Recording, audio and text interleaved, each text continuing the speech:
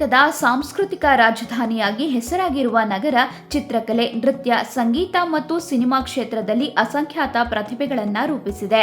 ಈ ನಗರದಿಂದ ಹೊರಹೊಮ್ಮಿದ ಕಲಾವಿದರು ರಾಷ್ಟ್ರ ಮಟ್ಟದಲ್ಲಿ ಗುರುತಿಸಿಕೊಂಡಿದ್ದಾರೆ. ಇನ್ನು ಕೆಲವು ನಟರು ನಿರಂತರವಾಗಿ ತಮ್ಮ ಪ್ರಯತ್ನವನ್ನ ಮಾಡುತ್ತಲೇ ಇರ್ತಾರೆ. ಇಂತಹ ಕಲಾವಿದರ ಸಾಲಿನಲ್ಲಿ ಪ್ರಮುಖವಾಗಿ ಕಾಣಿಸಿಕೊಳ್ಳುವವರು ರಂಜನ್ ಶೆಟ್ಟಿ. ಚಲನಚಿತ್ರ ರಂಗದಲ್ಲಿ ಪೋಷಕ ನಟನಾಗಿ, ರಂಗಭೂಮಿಯಲ್ಲಿ ಕಲಾವಿದನಾಗಿ ಗುರುತಿಸಿಕೊಂಡಿದ್ದಾರೆ. ಆದರೆ ಸಿನಿಮಾ ಮಾತ್ರವೇ ಕುಟುಂಬದ ನಿರ್ವಹಣೆ ಸಾಧ್ಯವಿಲ್ಲ ಎಂದು ಅರಿತುಕೊಂಡು ಸಣ್ಣ ಉದ್ಯಮವನ್ನ ಆರಂಭಿಸಿ ಜೀವನದ ಬಂಡಿ ತಳ್ತಿದ್ದಾರೆ.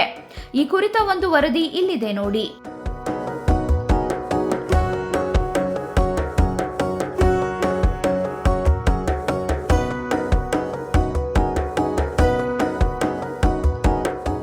ರಂಜನ್ ಶೆಟ್ಟಿಯವರು ಮೈಸೂರಿನ ನಿವಾಸಿಯಾಗಿದ್ದು ರಂಗಭೂಮಿಯಲ್ಲಿ ತಮ್ಮ ವೃತ್ತಿ ಜೀವನವನ್ನ ಆರಂಭಿಸಿದ್ರು. ಇಂದಿಗೂ ಅವರು ನಾಟಕಗಳಲ್ಲಿ ಸಕ್ರಿಯವಾಗಿ ಭಾಗವಹಿಸುತ್ತಿದ್ದಾರೆ.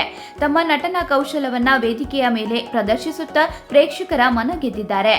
ಚಲನಚಿತ್ರ ಕ್ಷೇತ್ರದಲ್ಲಿ ಅವರ ಕೊಡುಗೆ ಗಮನಾರ್ಹವಾಗಿದೆ. ಕಾಂತಾರ, ವಿಕ್ರಾಂತ್ ರೋಣ, ಕಾಟೇರ, ಲಾಫಿಂಗ್ ಬುದ್ಧ ಮುಂತಾದ 100ಕ್ಕೂ ಹೆಚ್ಚು ಕನ್ನಡ ಚಿತ್ರಗಳಲ್ಲಿ ಪೋಷಕ ನಟನಾಗಿ ಕಾಣಿಸಿಕೊಂಡಿದ್ದಾರೆ. ಇದರ ಜೊತೆಗೆ ತಮಿಳು ಮತ್ತು ತುಳು ಚಿತ್ರಗಳಲ್ಲಿಯೂ ತಮ್ಮ ನಟನಾ ಪಾತ್ರಗಳ ಮೂಲಕ ಗಮನ ಸೆಳೆದಿದ್ದಾರೆ. ರಂಜನ್ ಶೆಟ್ಟಿಯವರ ವಿಶಿಷ್ಟತೆ ಅವರ ಬಹುಮುಖಿ ಪ್ರತಿಭೆಯಲ್ಲಿ ಕಂಡುಬರುತ್ತದೆ. ಸಿನಿಮಾ ರಂಗದ ಜೊತೆಗೆ ಅವರು ಮೈಸೂರಿನಲ್ಲಿ ರಂಜನ್ ರೇಡಿಯಂ ಎಂಬ ಸ್ವಂತ ಅಂಗಡಿಯನ್ನ ನಡೆಸುತ್ತಿದ್ದಾರೆ. ಈ ಅಂಗಡಿಯಲ್ಲಿ ಅವರೇ ಮಾಲೀಕರು, ಕೆಲಸಗಾರರು ಮತ್ತು ಗ್ರಾಹಕರಿಗೆ ಸೇವೆ ಸಲ್ಲಿಸುವವರು. ವಾಹನಗಳಿಗೆ ಸ್ಟಿಕ್ಕರ್ಗಳನ್ನು ಮುದ್ರಿಸಿ ಅಂಟಿಸುವ ಕೆಲಸವನ್ನ ಅವರೇ ಖುಷಿಯಿಂದ ಮಾಡ್ತಾರೆ. ಸಿನಿಮಾ ಕ್ಷೇತ್ರದಲ್ಲಿ ಅವಕಾಶಗಳು ಸಿಕ್ಕರೂ ಸ್ವಂತ ಉದ್ಯೋಗವು ಜೀವನದ ಸ್ಥಿರತೆಗೆ ಸಹಾಯಕವಾಗುತ್ತದೆ ಎಂದು ರಂಜನ್ ಹೇಳ್ತಾರೆ. ಈ ಉದ್ಯಮದ ಮೂಲಕ ಅವರು ತಮ್ಮ ಕಾಯಕಕ್ಕೆ ಬದ್ಧರಾಗಿದ್ದಾರೆ ಮತ್ತು ಸ್ವಾವಲಂಬಿ ಜೀವನವನ್ನ ನಡೆಸುತ್ತಿದ್ದಾರೆ. ಕನ್ನಡ ಪೋಷಕ ನಟನಾಗಿ ಕನ್ನಡ ಎಲ್ಲ ಸಿನಿಮಾಗಳಲ್ಲೂ ಮಾಡ್ತಾ ಇದ್ದೀನಿ.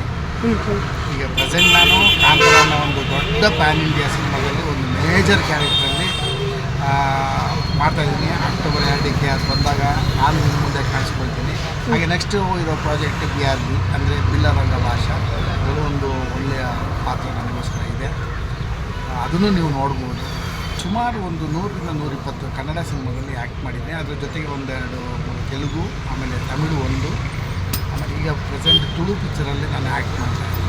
ಆ್ಯಕ್ಚುಲಿ ನಾನು ನಟನೆಯ ಜೊತೆಗೆ ನನ್ನ ಅಂದರೆ ಸ್ವಂತ ಉದ್ಯೋಗ ಅಂದರೆ ನಾನು ಅಂದರೆ ಒಂದು ಕ್ರಾಫ್ಟ್ ವರ್ಕ್ ಕೈಯಲ್ಲಿದ್ದರೆ ನಾವು ಎಲ್ಲಿ ಬೇಕಾದ್ರೂ ಬದುಕ್ಬೋದು. Cinema it is an imaginary, ಅಂದರೆ ಇವತ್ತಿರ್ಬೋದು, ನಾಳೆ ಇಲ್ಲದೆ ಇರ್ಬೋದು. ಆದರೆ ಒಬ್ಬ ಕಲಾವಿದನಿಗೆ ಏನು ಬೇಕಾಗಿರ್ತದೆ ಸ್ವಂತಿಕೆ. ಸಿನಿಮಾ ದೊಡ್ಡ ಮಟ್ಟಲ್ಲಿ ಬೆಳಿಬೋದು, ಬೆಳೆದಾಗ ಇದ್ದೇ ಇದೆ ಬಿಡಿ.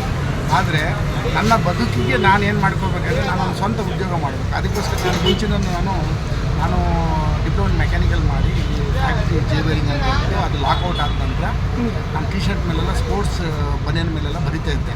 ಹಾಗೆ ಸ್ಟಿಕ್ಕರ್ ಕಟ್ಟಿಂಗ್ ಅದನ್ನು ಮಾಡ್ತಾ ದೊಡ್ಡ ಮಟ್ಟದಲ್ಲಿ ಬೆಳೆದಿತ್ತು. 4 ಅಂಗಡಿ ಇತ್ತು. ಆಮೇಲೆ ಬರ್ತಾ ಎಲ್ಲ ಕಾಂಪಿಟಿಷನ್ ಎಲ್ಲ ಶುರುವಾಗಿ ಈಗ ಸಣ್ಣ ಮಟ್ಟದಲ್ಲಿ ಉಳಿಸ್ಕೊಂಡಿದ್ದೀನಿ. ಹುಡುಗರೆಲ್ಲ ಇಲ್ಲ, ನಾನೇ ಜನರಿಗೆ ಸೇವೆ ಕೊಡ್ತಾ ಇದ್ದೀನಿ.